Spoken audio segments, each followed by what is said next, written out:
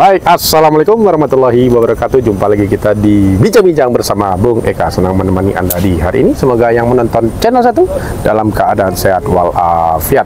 Jangan lupa like-nya dan subscribe-nya ya guys. Oke, alhamdulillah guys, hari ini saya sedang di Ekorian Park. Ekoriparian. Itu dia namanya. Ekoriparian. Ariparian. Waduh, memang namanya ini agak-agak susah guys.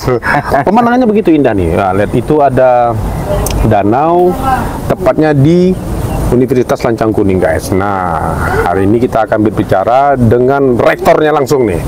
Kita sambut dulu Profesor Dr. Junaidi SS MHum. Assalamualaikum Pak Rektor. Waalaikumsalam warahmatullahi wabarakatuh. Alhamdulillah sehat. Kesibukan yang luar biasa, bisa menyempatkan untuk podcast di channel 1 TV kabel ini. Luar biasa. Pak Rektor bisa ceritakan sedikit nih tempat yang sangat luar biasa dengan alamnya ya. Walaupun kita lihat ini banyak sawitnya nih.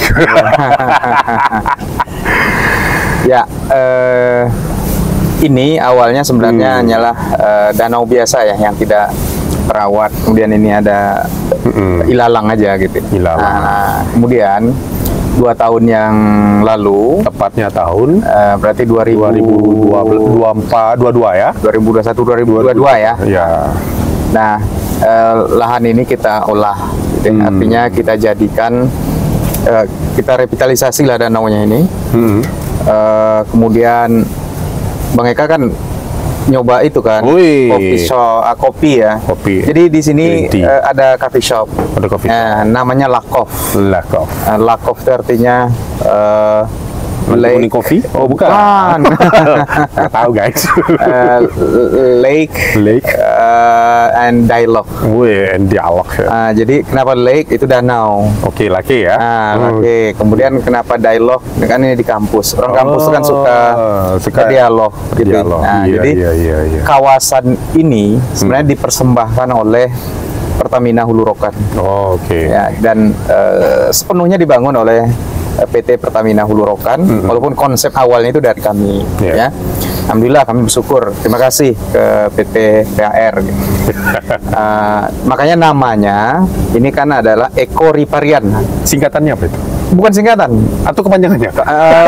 Itu kan Ekoriparian itu artinya tempat untuk mengangkat air lah ya, air gitu. Jadi dalam rangka untuk pelestarian air sebenarnya, penyelamatan air lah di daerah kita gitu ya. Karena kan ini kan sumber air ya. Nah, ini airnya kan sampai ke bawah, sampai ke daerah bawah sana gitu. Nah, setelah ini dibangun, kemudian ini jadilah tempat anak-anak muda ngopi, nyantai di sini. Kemudian kalau Bang Eka suka jogging, orang banyak jogging juga di sini. Rencana istri saya nanti mau sewa jogging dia. Kami sudah punya program. Jadi kampus ini juga tempat jogging. Jadi itu fasilitas yang kami sediakan di sini, dan ini terus berkembang dan ingat Bang Eka, ini bukan untuk Unila saja. Berarti terbuka untuk umum ya? Terbuka untuk. Jadi publik pun banyak yang menggunakan fasilitas di sini gitu. Yang ingin foto prewedding juga silakan. Yang mau wedding juga boleh ya. Karena banyak yang juga foto prewedding di sini. Berapa luasnya nih? Ini sekitar lebih. Kalau saya ini lebih 2 hektar adalah. 2 hektar ya. Nah, jadi kalau saya jelas sedikit, kampus Unila ini cukup luas. Dia 55 hektar gitu. 55 hektar. Kemudian kami punya hutan 9,5 hektar. Betul-betul hutan itu. Dan hutan tanpa tersentuh ya? Tanpa tersentuh. Dan itu sudah dapat rekor muri. Hutan kami itu terdapat keragaman hayati di situ. Ya, terutama varietas dari Sumatera. Tumbuhan di Sumatera lengkap di situ ya. Terlengkap lah gitu. Dan makanya dapat rekor muri, dan hutan 9,5 hektar itu memang kami jaga. Betul, alami, artinya jadi paru-parunya adalah di Rumbai ini, sehingga udaranya lebih segar, sehingga lebih banyak orang yang jogging lari di sini. Ya, berarti dengan 55 hektar termasuk ini ya, berarti. Oh, termasuk ini. Termasuk ini ya, yang kurang hampir 2 hektar lebih lah ya. Ya, 2 hektar. Jadi memang awalnya kenapa dibangun seperti ini tempatnya nih? Atau tiba-tiba jreng gitu kah? Konsepnya. Untuk Tidak, memang memang punya rencana terlebih dahulu, Pak. punya rencana by design. Oke, Nah, by jadi ketika saya jadi rektor, yang terpikir adalah keunggulannya apa? Nah, Keunggulan Unilag itu apa? oke. Nah, salah satu keunggulan Unilag berarti lahannya luas, ada hutan, berarti potensi alam dong. Iya. Nah, jadi alam ini menjadi kekuatan kita hari ini, sehingga ini kita angkat dan ini menjadi value tersendiri bagi Unilag. Gitu. Nah, itu sebenarnya. Dan sesuai ini Bang Eka, ini kan anak-anak muda itu sukanya nongkrong gitu loh. Jadi ya sambil kuliah sambil belajar bisa nongkrong di sini. Ya, Nah, itu yang ingin saya angkat sebenarnya. luar biasa memang guys. Jadi bagi yang mau prawedding tadi sudah banyak apa namanya yang calon-calon pengantin yang datang ke tempat sini, dan memang pemandangannya luar biasa sekali guys. Ada jembatan juga ya, walaupun jembatannya sedikit tapi luar biasa. Sore memang betul pemandangan cukup indah dengan apa namanya, harganya pun terjangkau juga nih untuk mahasiswa ya, harganya ya lumayan ini. Nah, kita sekarang beralih ke kampus nih. Kita ketahui bahwa misalnya kampus Universitas Lancang Kuning ini sangat dikenal dengan fakultas hukumnya nih. Ya, fakultas hukum. Jadi Pak Rektor bisa ceritakan apa saja yang ada di Universitas Lancang Kuning ini, jurusan-jurusan yang dipunyai oleh Universitas Lancang Kuning. Ya, karena pertanyaannya fakultas hukum, saya mulai fakultas hukum ya. Baik. Memang betul, salah satu fakultas yang ada di Universitas Kuning adalah fakultas hukum dan dulu terkenal. Kenapa? Karena akreditasinya A atau unggul sekarang, ya. Nah, itu sehingga banyak orang memilih kuliah di situ, dan kalau melihat jumlah mahasiswa ya memang banyak di fakultas hukum. Nah, sekarang Bang Eka, kami di sini ada 10 fakultas. Ada 10 fakultas. Ada 10 fakultas termasuk fakultas sekolah pasca sarjana ya. Oke. Nah, prodinya sekarang sudah ada 37. Oke. Jadi dalam 2 tahun terakhir ini kami berhasil menambah 14 prodi. Banyak ya? Iya. Luar biasa ya. Kenapa? Karena kami ingin menyiapkan SDM Riau ya, yang memiliki kemampuan-kemampuan tertentu, skill-skill tertentu, dan sesuai dengan prodi-prodi yang baru. Contoh gitu ya. Hari ini kami punya prodi bisnis digital. Jarang ada itu. Ya, bisnis digital. Nah, kenapa? Karena memang kebutuhan dunia hari ini kan itu ya, bidang-bidang digital. Nah, kemudian pasca sarjana. Nah, bagi yang Bapak Ibu, kawan-kawan semua yang ingin kuliah S2. Dulu pasca sarjana Unila itu hanya cuma 2 di awalnya. Sekarang sudah 7. Ya, 2 itu apa dulu awalnya nih? Dulu awalnya adalah magister hukum dengan magister manajemen. Oke. Nah, sekarang tambah 5 ada pedagogi. Pedagogi ini untuk guru-guru nih. Untuk guru-guru ya, magister pedagogi. Kemudian ada lingkungan, kemudian ada pertanian, akuntansi. Nah, dan yang baru keluar izinnya itu adalah magister ilmu komputer. Wih. Pertama itu di MIKOM ya? MKOM. Kalau MIKOM komunikasi. Kalau komunikasi saya SIKOM. MKOM, magister komputer pertama di Riau. Tahun semester ini kita akan menerima mahasiswa baru untuk MKOM gitu.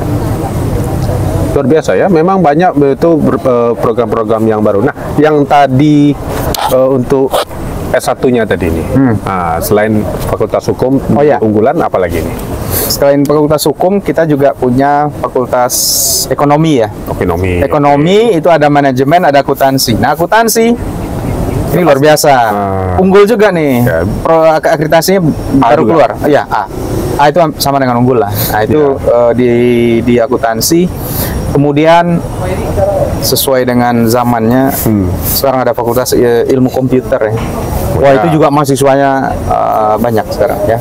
Fakultas Ilmu Komputer. Di situ ada 3 program studi, ada teknik informatika, sistem informasi, kemudian bisnis digital. Jadi bisnis digital itu berada di Fakultas Komputer karena mereka kan kuat di bidang IT-nya, kemudian juga bidang-bidang pemasaran digital lainnya. Terus ada berapa jenjang sini? Jenjang D3 adakah? Oh, nggak ada. Tidak ada. Berarti S1, S2, S1, S1 dan S2 saja. Oh, S2 Nah, saja. S3 mudah-mudahan akhir tahun ini ada prodi S3 kita. Iya, iya. Kalau untuk jurusan saya sendiri ada nggak ilmu fakultas sosial? Ilmu Oh, komunikasi. komunikasi kami tidak ada. Komunikasi Belum ada, tidak guys. ada. Tapi kami punya fakultas ilmu budaya. Oh, ilmu budaya. Nah, ini yang unik ya. Iya, di, iya, di, iya, di, iya. di Riau nggak ada selain kita. Ya memang tak ada memang Nah, ilmu jadi budaya di itu. ilmu budaya itu ada sastra Inggris, sastra Indonesia. Jurusannya tuh ya? Iya, jurusannya sastra Inggris, sastra Indonesia, sastra Melayu, Oh. pendidikan bahasa Melayu juga ada kami. Oke, bahasa Nah, Melayu. kemudian itu unik gitu, pendidikan iya, bahasa iya. Melayu. Nah, ini untuk calon-calon guru yang akan mengajar budaya Melayu di SD, SMP dan SMA. Dan kami punya jurusan yang unik juga dan hanya di kami ini ilmu perpustakaan.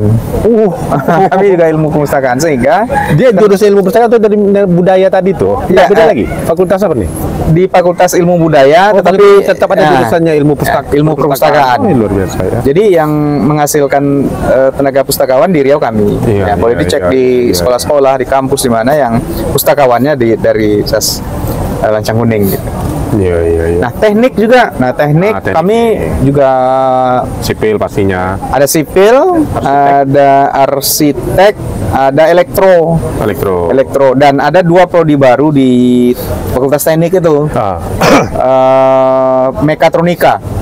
Mekatronika itu kemana? Mekatronika ini gabungan antara mesin dan elektro. Oh, oke. Dan itu Oke, oke. arahnya ke robotik gitu. Robotik ya. Dan Iya, iya, apa ya, skill atau kemampuan yang diperlukan Iya. zaman sekarang. Ke zaman ya. sekarang pasti. Ya, mekatronika. Terus ada juga Perminyakan ada ya? perminyakan nggak ada? Belum. Ini yang unik nih. Nah. Di Riau cuma kami juga nih. Banyak yang unik guys. Iya. Jalan juga ini guys. Desain interior. Desain interior. Oh iya, iya, iya. Ada prodi desain interior Iya, bagi iya. teman-teman yang suka seni, yang suka Iya. melukis, itu mungkin cocok di desain interior. Ingat ya, zaman sekarang diperlukan Diperlukan tenaga desain interior. Interior itu bukan hanya ruangan, Iya, ruangan ini ini ya. tetapi bisa mobil, kapal, pesawat, mungkin perlu itu Oh, iya, iya. interior itu. Luar biasa ya. Jadi memang yang pingin setelah tamat SMA masuk ke Universitas Lancung ini banyak varian jurusan-jurusan yang tersedia yang ada di sini. Tadi contohnya ada mekatronika. tadi ya. Mekatronika. Kemudian ada ilmu perpustakaan juga nih. Bagi yang kerja pingin kerja untuk sambil membaca di perpustakaan, nah, itu memang bidangnya di situ. Kemudian ada lagi tadi Desain interior. desain interior. Bahasa Melayu pun ada juga. Oh, ya? bahasa Melayu ada. Iya. Nah, itu kan apa ya? Kami ini menjadi benteng Iya. pelestarian budaya Melayu. Betul sekali. Nah, Karena itu memang sebenarnya. bahasa Melayu ini khususnya di Riau ini memang ya sudah mulai hilang lah. Tapi namun dengan adanya jurusan bahasa Melayu ini akan bisa membangkitkan lagi untuk mengajar khususnya di baik pun itu di sekolah-sekolah ya pada Iya. khususnya. Dulu saya SMA memang diajarkan bahasa Melayu itu. Oh. Nah, itu luar biasa. Kemudian ada berapa mahasiswa di sini? Mahasiswa kami 8 ribuan hari ini. 8 ribuan ya. 8 ribuan. Cukup lumayan Iya. banyak juga guys ya. Iya. Ini semakin sore semakin ramai guys. Iya. Ini kebetulan ada teman-teman dari seluruh Indonesia ini. Oh. Ada pertemuan Badan Pengelola Usaha Perguruan Tinggi se-Indonesia. Ada 50-an. 50-an ya. 50-an orang. Oke, yang jadi banyak ya di sini. Barusan diskusi serius, tapi setelah itu kesini gitu. Oh, iya, Santai. iya. Dan memang tiap sore ramai di sini. Harusnya ramai. Memang ramai guys di sini guys. Jangan kemana-mana, cukup di sini nih. Wah, itu luar biasa. Oke, kemudian ini kan nanti mulai mahasiswa baru nih. Ya. Ya. Kemudian apa aja syaratnya untuk siswa yang baru selesai sekolah untuk memasuki Universitas Lancung Kuning ini dan berapa biayanya? Ini yang penting ini. Perlu digarisbawahi ini guys. Baik, sebelum itu saya sampaikan lagi ya. Jadi kami juga punya Fakultas Pertanian sebenarnya. Oke. Fakultas Pertanian. Jurusannya Ada agrotek, ada Agrotek. agribisnis, ada teknologi hasil pertanian, dan ada kehutanan. Oh, dia juga hutan. Makanya ada hutan di sini kan? Iya, iya. Oh iya, 11,5 hektar. Masa nggak ada makanya, hutan ya? Iya. Kawan-kawan di Fakultas Kehutanan yang bersitu. Kemudian juga Iya. ada Fakultas Ilmu Administrasi ya. Administrasi. Nah, oke. Nah, persyaratan ya. Kalau persyaratan sih mudah aja. Ada KTP, ada ijazah SMA itu sudah bisa. Oke. Itu aja yang penting. Itu ya. KTP, KK, ijazah SMA. Iya. Nah, itu persyaratannya. Kemudian ya sekarang sudah online semua. Oh, sistem tesnya online juga aja ya? online. Sistemnya online ya? Tesnya online, nggak ada lagi kita Jadi tidak berbondong-bondong datang situ, enggak? Enggak. Oke, Jadi semua tesnya pendaftaran online. transaksi semua online, bayar uang kuliah online, bayar uang pendaftaran online. Karena dunianya sudah digitalisasi itu. Iya. Ada bisnis digital tadi. Iya. Kalau biaya, kalau itu pendaftaran sih 500 ya. 500.000. Kemudian kalau S2 700. Uang kuliah terus terang kami relatif murah. Iya. Ya, memang beragam. Tapi di antara 2,7 sampai kalau yang sosial itu paling-paling 32, 33 gitu ya. Kalau yang eksakta karena ada praktikum 4 jutaan lah. 4 juta. Ya, termasuk murah sih menurut saya karena memang Murah lah 4 juta. Oh, murah. Iya. Lebih mahal anak TK kadang-kadang.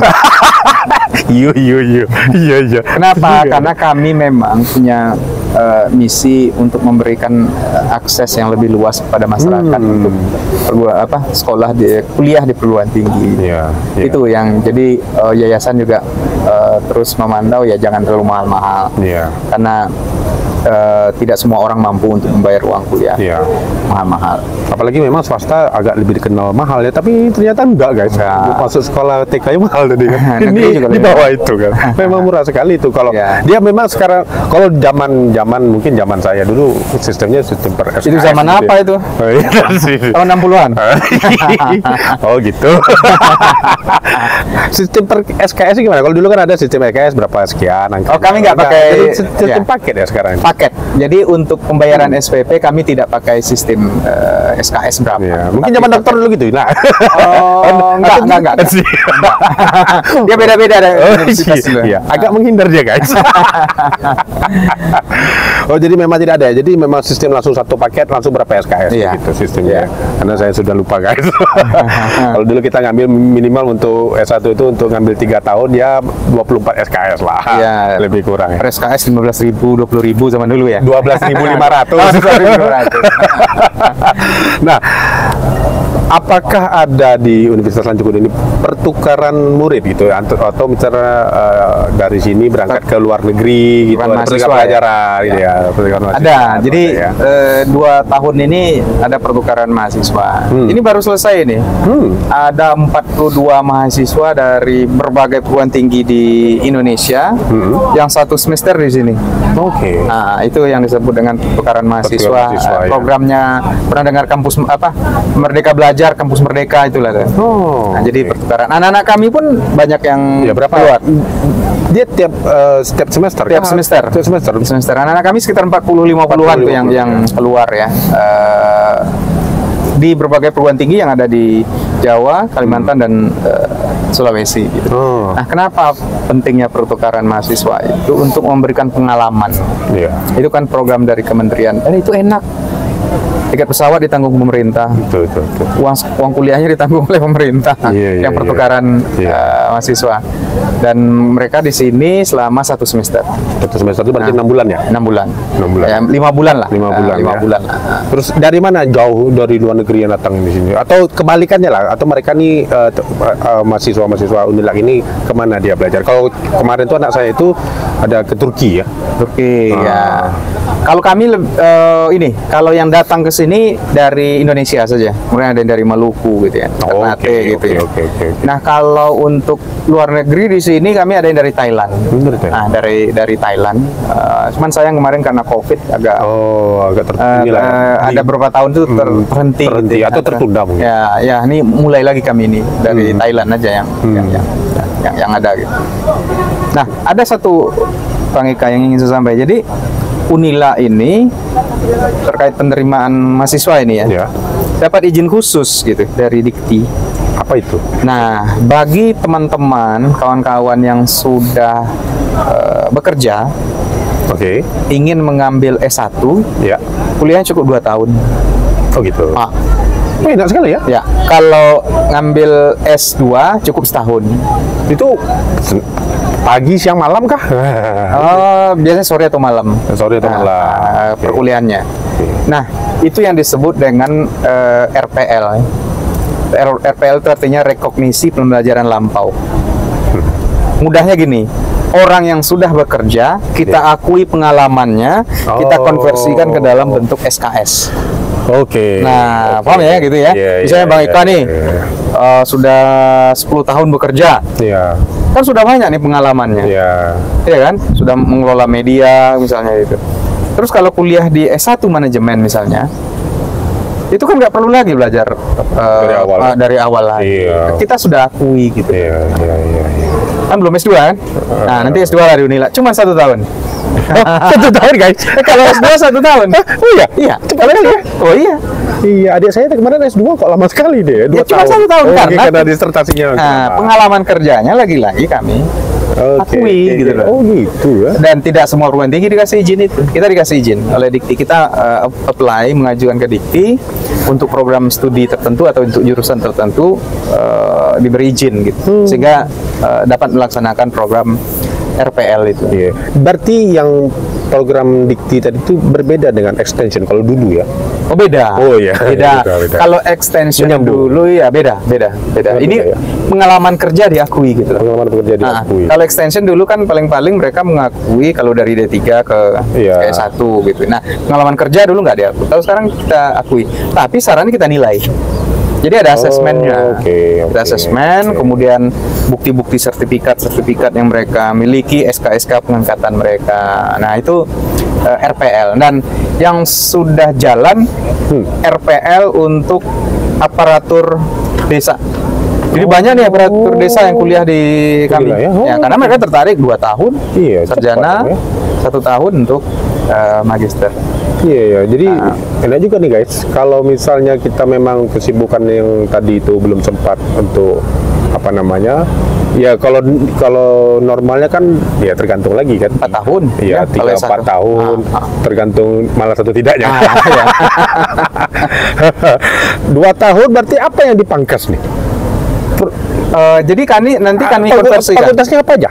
Terserah. Oh, ada 9 tertentu. Ada 11 program studi yang boleh diambil itu. Yang diambil itu. Misalnya hukum, manajemen, akuntansi, administrasi publik, teknik sipil, arsitek itu ada. Kemudian administrasi publik sudah ya.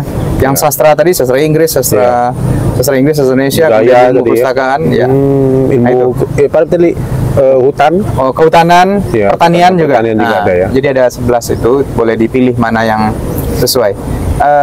Yang banyak daftar juga dari aparatur desa, kemudian dari teman-teman dari SPSI, Serikat Pekerja Buruh Pekerja Indonesia. Itu mereka ingin kuliah dan kesempatan. Dan ingat, kan kuliah zaman sekarang hybrid, online offline. Canggih itu. Cukup Zoom meeting aja.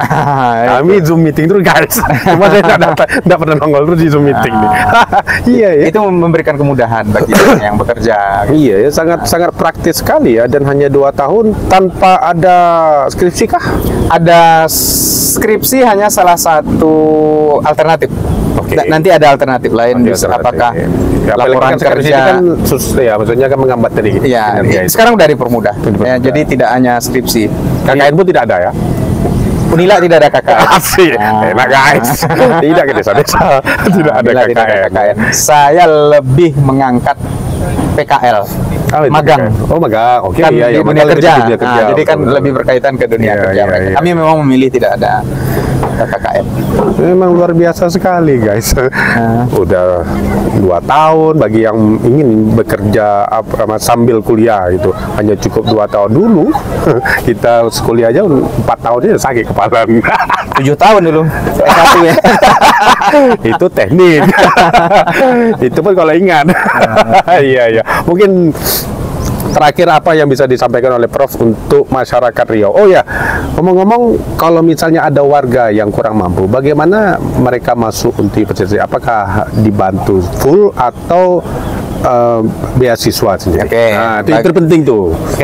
Ada 2 hal ya yang mau saya tambahkan. Satu yang nggak mampu, satu yang disabilitas nanti. Iya. Jadi kalau ada yang tidak mampu, kan ada jalur beasiswa ya.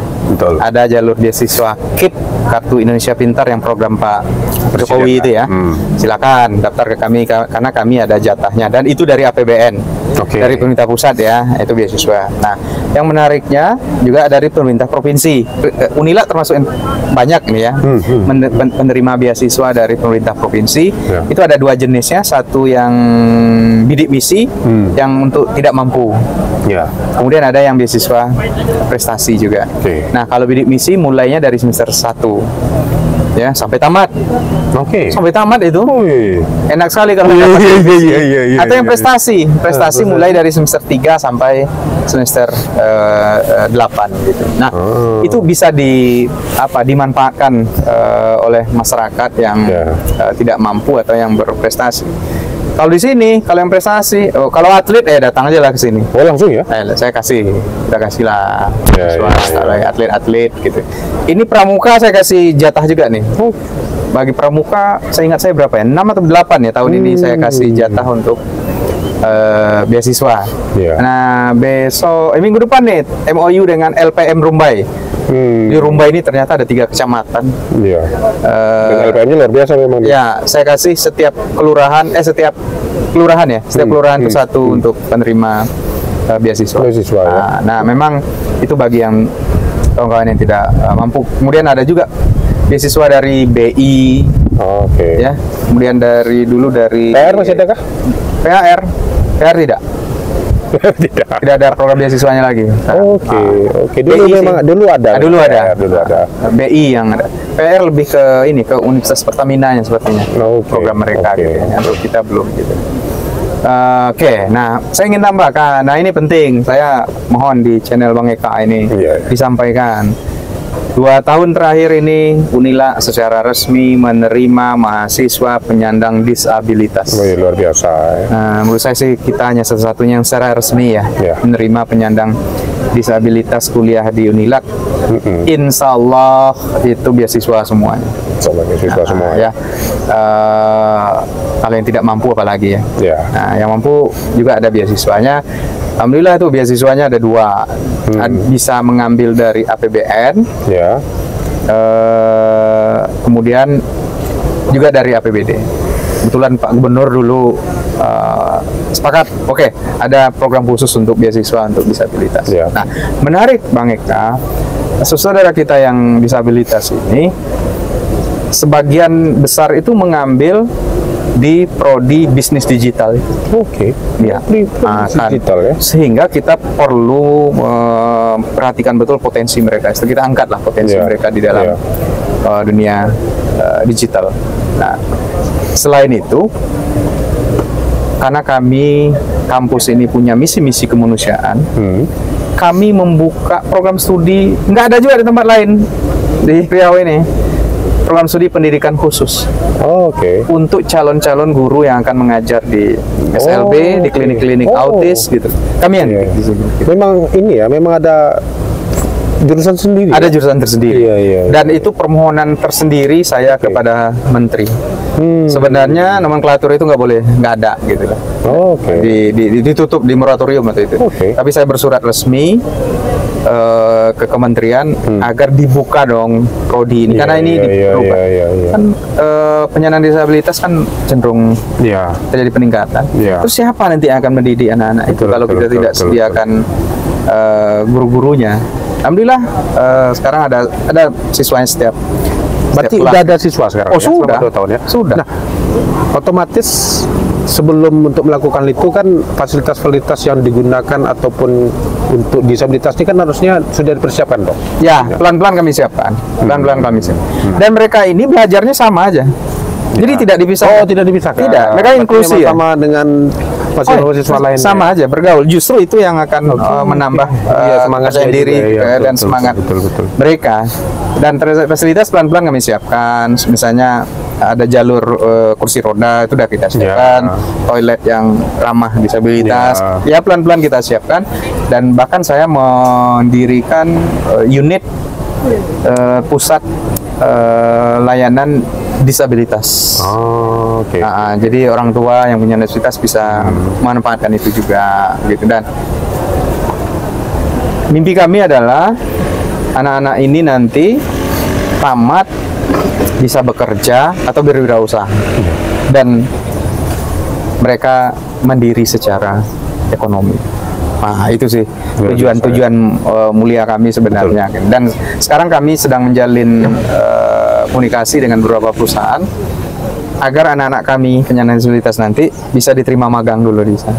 Oh, memang berarti tidak hanya lepas saja, tapi memang betul-betul ada peluang bagi mereka juga ya untuk bekerja sama di perusahaan-perusahaan. Ya, mereka punya hak loh. Oh, pasti dong. Undang-undang menyatakan 1% perusahaan swasta itu harus mempekerjakan disabilitas. Ada itu undang-undang. Ada itu ya? Ada. Di BUMN malah 2%. Oh, okay. Nah, artinya mereka punya hak loh. Ya, Tinggal kita lah yang menyiapkan anak-anak kita ini untuk masuk ke dunia kerja. Baik. Oke. Baik, itu tadi ketika Universitas Lancung Kuning menyediakan semua yang tidak ada di universitas-universitas lainnya ya, malah ya. Ini yang pertama nih, saya baru tahu juga nih sangat luar biasa program yang dilakukan oleh Universitas Lancung Kuning yang dinaungi oleh Pak Rektor sendiri, Bapak Rektor Profesor Dr. Junedi SSM Hum. Baik, itu tadi bincang-bincang saya. Kita akan jumpa lagi di segmen berikutnya. Saya Kasaputra mohon undur diri dulu. Wassalamualaikum warahmatullahi wabarakatuh. Waalaikumsalam warahmatullahi wabarakatuh.